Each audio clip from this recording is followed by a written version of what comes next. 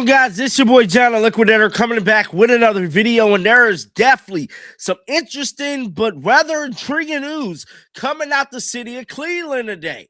Now, we heard about Shedeur Sanders getting all the first-team reps. We heard about Shedeur Sanders dazzling on the field. Now, something we did not hear about was Deshaun Watson refusing to talk to the media. Now, there has been a growing report from Cleveland Brown reporters, and this kind of started yesterday after the voluntarily training camp practice, was that Deshaun Watson was asked to speak to the media, and he declined. Now, there is some people trying to justify his decline and to talk to the media. Now, this is a clear indicator to me from the outside looking in, he don't want to be in Cleveland. Because if you got to, like, let's say, you know, he do beat out Shedeur, which I don't think he will at all, not even a little bit. But let's say they somehow do some sabotage, fugazi stuff, and let him win. He got to talk to the media every day. It's mandatory. What better do you feel about where this roster is as you kind of take the next step forward? Feel great. Addressing the receiver room and the O-line room, along with the safety position. I think as we went into the draft, and I think Andrew can speak to this more than I can, but it's where we hoped we would head, where we would address. See him as a tackle to start. Obviously has some flex we think could move inside. Talk about, back-to-back receivers in the first and second round. That doesn't happen often. So what is your reaction to getting those two guys? Well, I think he complements. If you take Denzel after KC, I think he complements KC. He's a different body type than what we have. We were looking at someone we thought could be a size matchup, and especially in the red zone, which we did not have. So loved his competitive spirit. Just talking about Denzel now. Spoke with Jed Fish, his head coach at Washington, who I've got a ton of respect for, been in the NFL and raved about Denzel. Loves to practice, competitive, a lot of fight in him. He's come a long way as a player and is only going to continue to get better. And we certainly needed to continue to upgrade that position, and we did. Feeling coming out, I know you guys gained this house, Andrew and that, but to come out of this draft, 4 players in the first 2 nights that a lot of folks had first round grades on. Well, ultimately now, whether we take them in the first round, second round, third round, wherever their grades are now, it's up to us as a coaching staff to develop them, and that's why we're hired. That's why coaches are hired, is to develop the players that show up in your locker room, and you're always trying to maximize a player's measurable skill set, and that's what we're going to fight like hell to do. It's still kind of a hole in the middle of your offensive line. I know Elton Jenkins can go there, but how much discussion in the draft room has there been about the center position? There has been, and there's a possibility we'll still address that as we get further into the draft. Everybody's tired. I get it. I'm tired too. Denzel's red zone ability. How important was it to have 2 receivers that have complementary skill sets to do what you want to do offensively? Probably more important than usual, just to the makeup of our receiver room as it sits right now. Would not have been as big a deal if you would have had some bigger body types. But when you look at some of the body types we have when we take the field every day, we certainly needed to certainly get bigger. We certainly needed to add some size to that room, and Denzel provided that for us.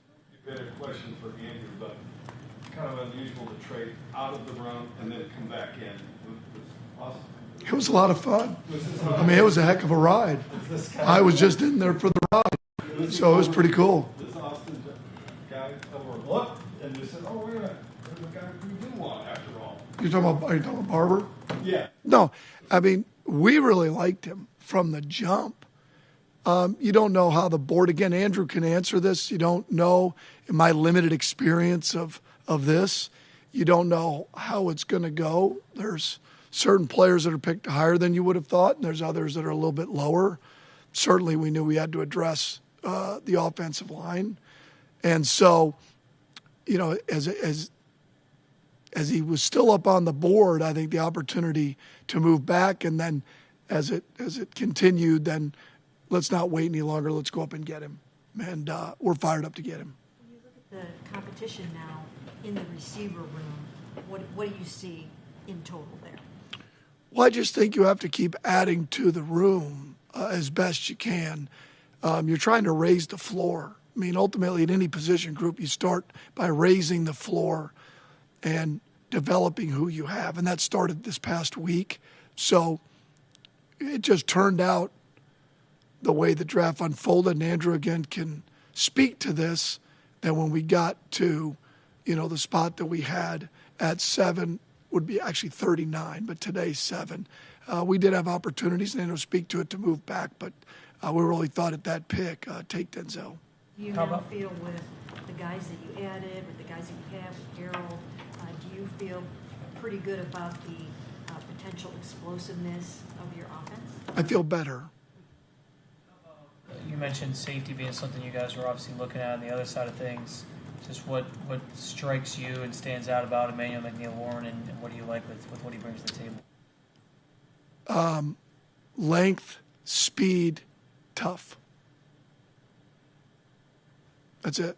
I mean, he's got great length, excellent speed, and he'll hit the heck out of you. I mean, that's 3 pretty good characteristics of a safety.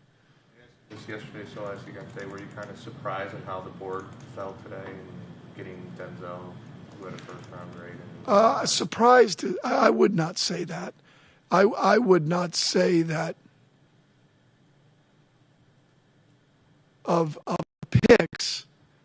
I would not say that I was surprised, especially on the offensive guys. If you asked me where those picks went, I would have said, you know, pretty close to where we kind of had targeted, where we thought they would be available. Again, Andrew can speak to that. I'm speaking for me, you know, in terms of where I would have thought, because I did evaluate all those players, and I would have said that was about right. And the board actually played out that way. How much more fun is it doing this, if fun's the right word, doing this as a head coach instead of offensive coordinator? Well, I have one more level of input, I guess, as opposed to a step down, you know, from the head coach end of the OC. But ultimately, it's more fun because, you know, when you're an offensive coordinator, you're really not responsible for winning. You're responsible for scoring. And when you're the head coach, we're responsible for winning. So I certainly want to score. But more importantly, we got to win football games. And so when it came down to, you know, when you're talking about defensive players, I'm all for great defensive players going to help us win.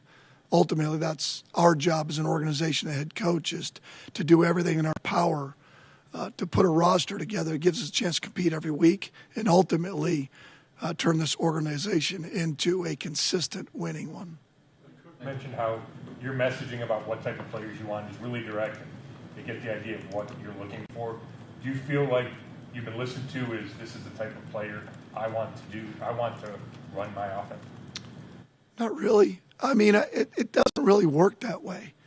There are pieces like that. I take that back. There are elements of what you may need from a position. What type of tight end, for instance? Do you want a fullback?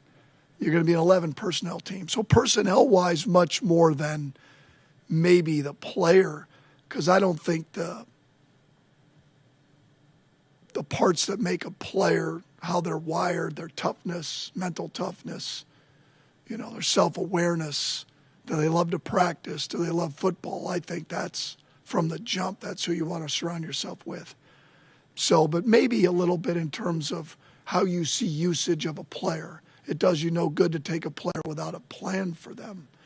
And I think we all saw KC the same way, how we could utilize him. I think we all saw it the same way in terms of Denzel. I think, you know, when you talk about offensive line. You're just trying to get some guys I think can play tackle, but also have position flex. I think that's the best way to go about it. Speaking of fullbacks, do you and your staff still consider Aiden Huntington a viable fullback part-time? Well, it's funny. The first time I saw him, I'm like, "You're the fullback here, right?" And he looked at me like, "No, I'm a defensive tackle." So that didn't go over great. The first conversation I had with him, I'm joking. He was fine, but ultimately, he's going to want to play defensive tackle first. But he certainly showed some promise in the backfield, and obviously toughness and the want to. And you can see that on special teams. He played on special teams. You could see him on kickoff. So I do think that is an option as we move forward. But again, I think depending on how much you're going to use that position, which will, as we go along, we'll find out. It's hard if you're going to be a 21 personnel team to have a part-time fullback. So we're going to have to make that decision. Is it situation only? Or you're only talking about a little piece, maybe goal line, short yardage, or is it more than that as a normal rundown piece? And if it is, then we're going to need more than a part-time fullback. To watch the last two practices. Go ahead. We didn't get to watch the last two practices of minicamp, just the first one, obviously. So can you kind of share how did Deshaun and Shedeur and Dylan look? Now you got all We just couldn't get past the draft and get right on to back to the quarterback. Anybody got some Miles questions too while we're at it? I mean, hell, while we're just here at night. First off, I'll address the question. First of all, it was awesome. 3 days, the weather was unbelievable. To get out on the grass and pump the music and get fired up being together, and the neighbors complained. And we didn't care, and we pumped up the music louder. If they don't like it, they can move. And so I didn't care. And it was like, being out there with the guys and just getting a little bit of a feel for who we have on our roster. And I thought all three quarterbacks, at times, you could see